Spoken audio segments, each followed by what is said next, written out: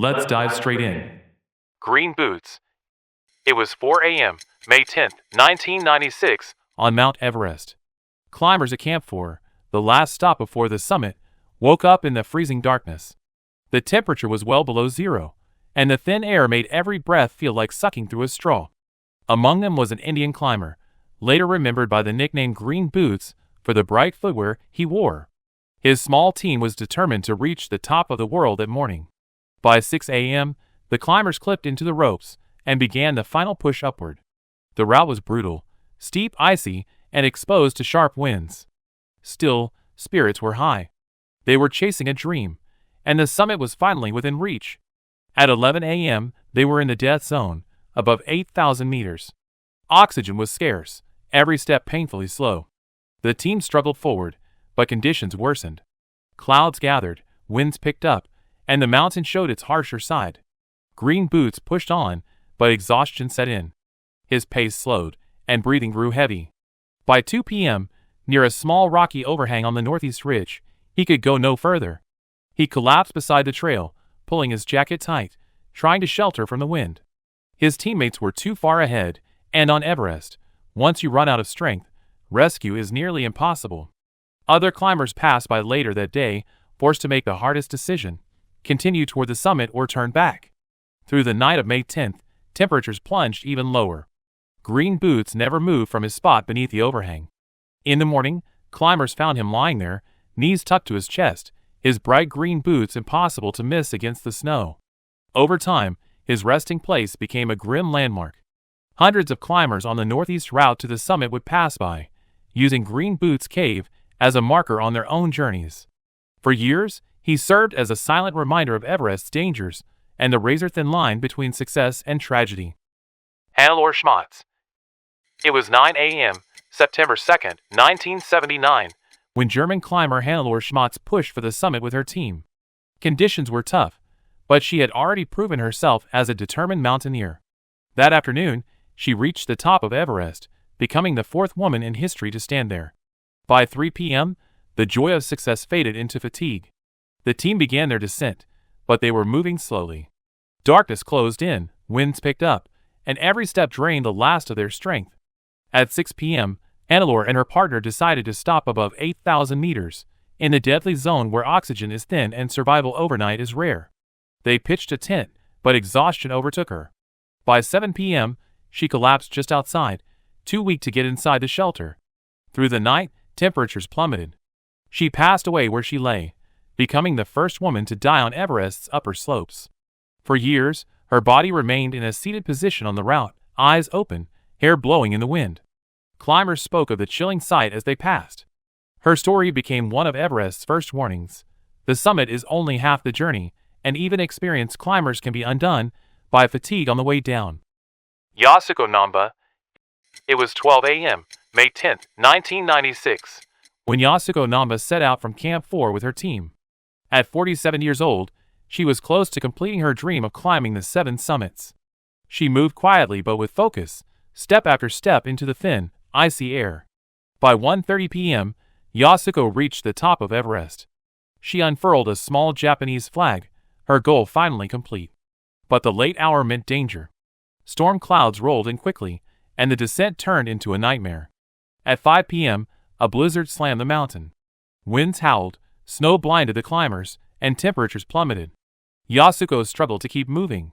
By 7 p.m., she collapsed in the snow near the south kernel. Fellow climbers tried to help, but exhaustion and the storm made rescue impossible. Through the night, she lay unmoving in the freezing wind. By morning, Yasuko was gone.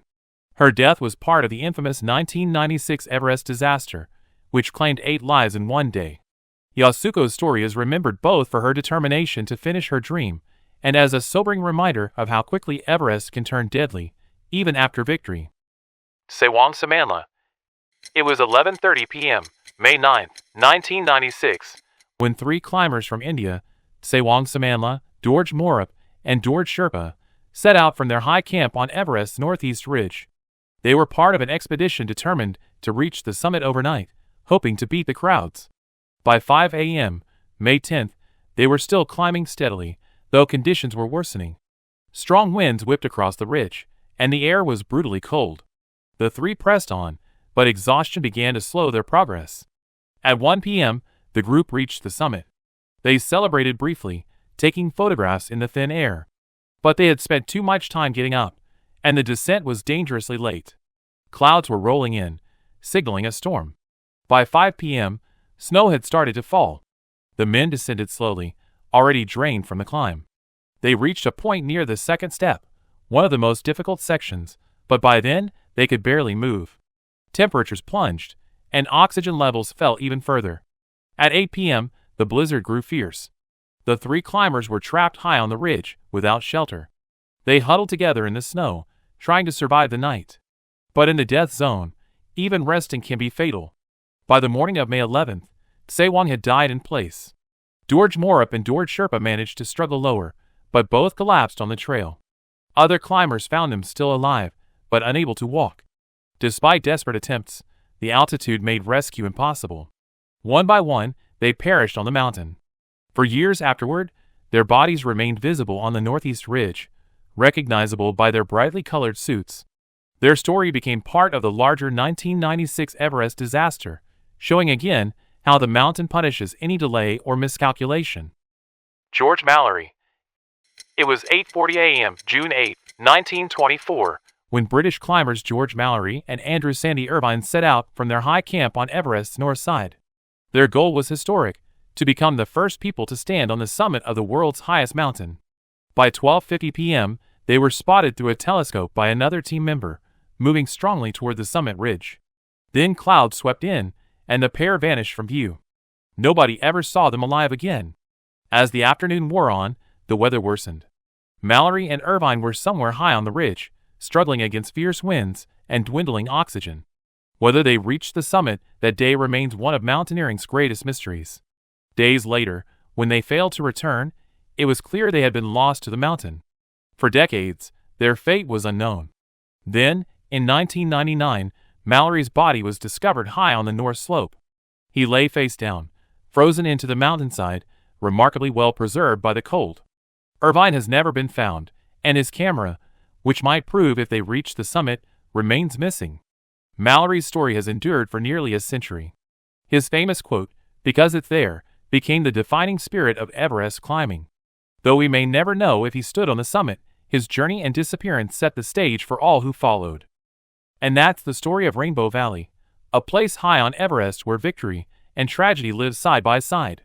From Hannelore Schmatz in 1979, the first woman to die on those upper slopes, to Yasuko Namba in 1996, who reached her dream but never made it back, these stories show just how unforgiving the mountain can be. The tragedy of the Indian climbers that same year, who spent their last night trapped in a storm, and the heartbreaking story of Frances Arsentive in 1998, known as the Sleeping Beauty, remind us that Everest does not give second chances. Then, there's David Sharp in 2006, whose lonely inn near Green Boots Cave sparked debates that still continue today about rescue and survival. And of course, the mystery of George Mallory from 1924, whose body was found 75 years later, still leaving us to wonder if he stood on the summit first. All of these lives, all of these moments, are frozen into the mountain. Everest is the highest point on Earth, but it's also a graveyard in the sky. For every flag planted at the summit, there are stories left behind in the snow. If you found this look into Rainbow Valley haunting but fascinating, make sure to stick around. We've got more stories of history's darkest climbs and human limits.